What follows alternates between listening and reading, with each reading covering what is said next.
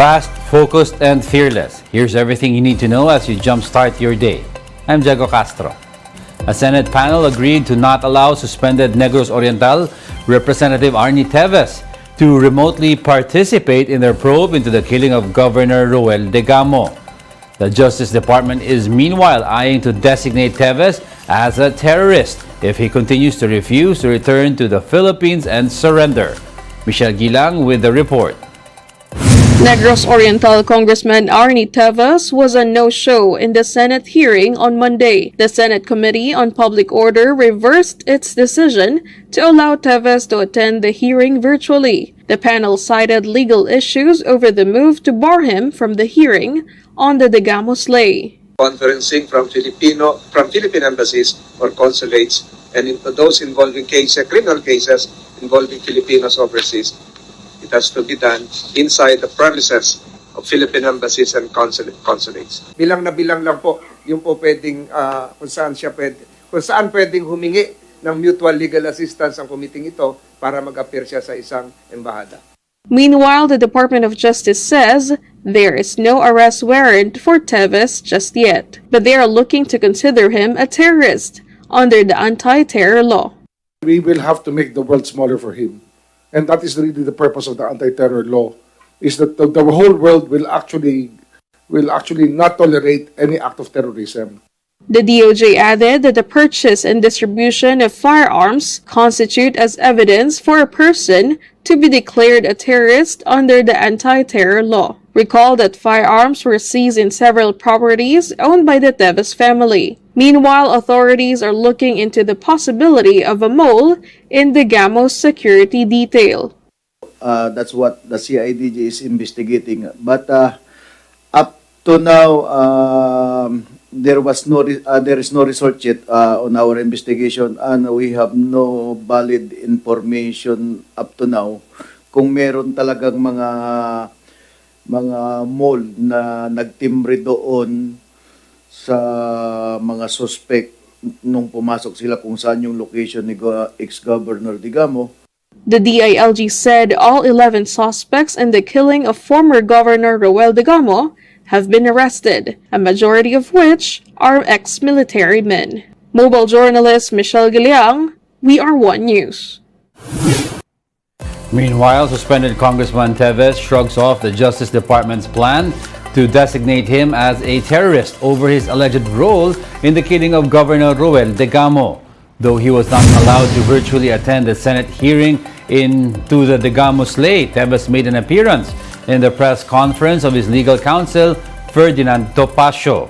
There, he blasted the DOJ's plan to designate him as a terrorist, saying he's only being forced to return to the country even though there are no cases filed against him. Nakakatawa na.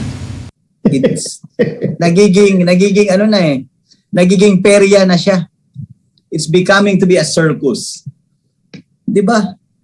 Paano ka magiging terorista kung hindi ka pa nga nakakasuhan?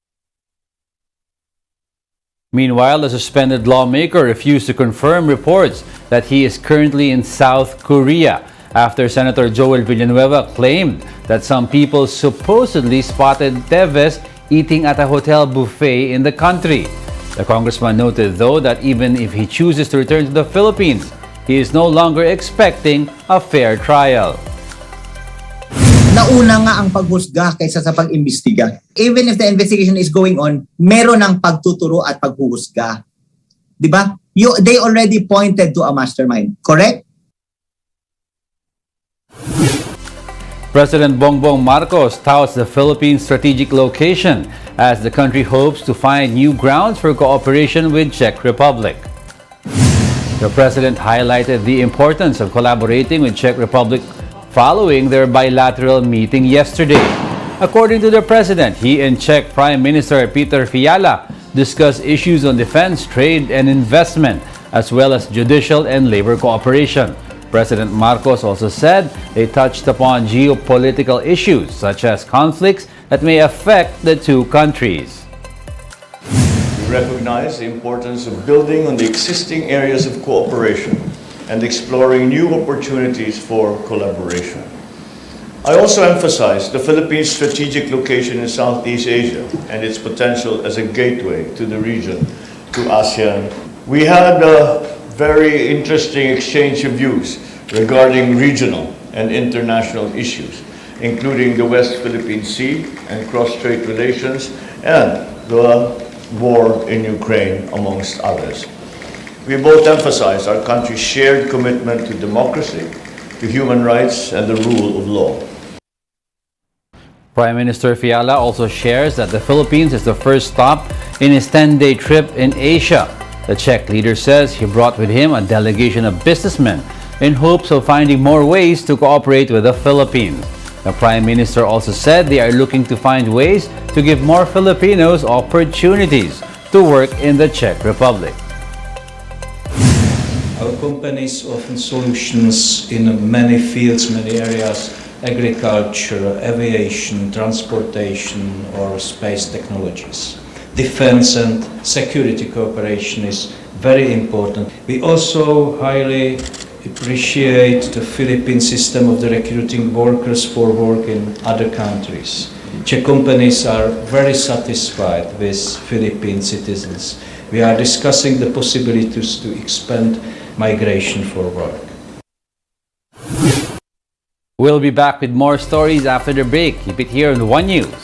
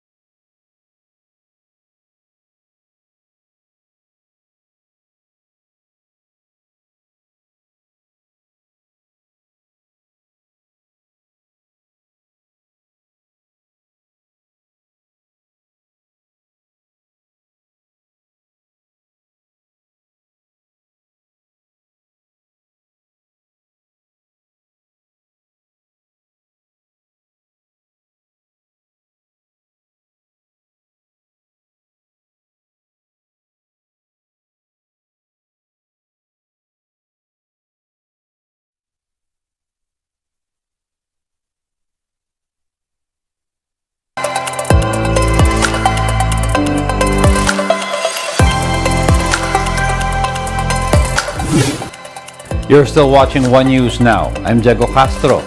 The Bureau of Internal Revenue hopes to see less taxpayers rushing to file their income tax returns at district offices in the coming years. This as the BIR saw significantly less people lined up at their offices during the April 17 ITR deadline yesterday. The Bureau attributes this to the availability of the option to file and pay taxes online. However, the BIR notes that there are still taxpayers who filed their tax returns at the last minute. The Bureau also warned that the remaining 4% who did not meet the deadline this year will be charged with interest. The city government of Manila may review its policy on the use of face masks after it observed a surge in COVID-19 cases. Mayor Hani Lacuna Pangan said the city has been recording an increase in COVID-19 cases in the last few weeks. As of April 17, a total of 85 active cases from the city districts were recorded. Lacuna Pangan called on residents to continue wearing face masks and get vaccinated against COVID-19. The city government said it will continue to observe the COVID-19 data closely in the next weeks to evaluate if it will be necessary to reimpose the use of face masks indoors and outdoors.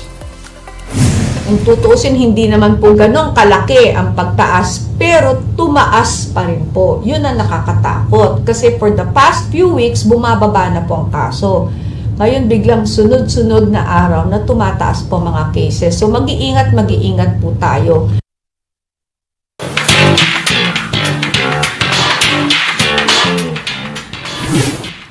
One of the country's most popular shows, Face to Face, is set to make its long-awaited return on TV5.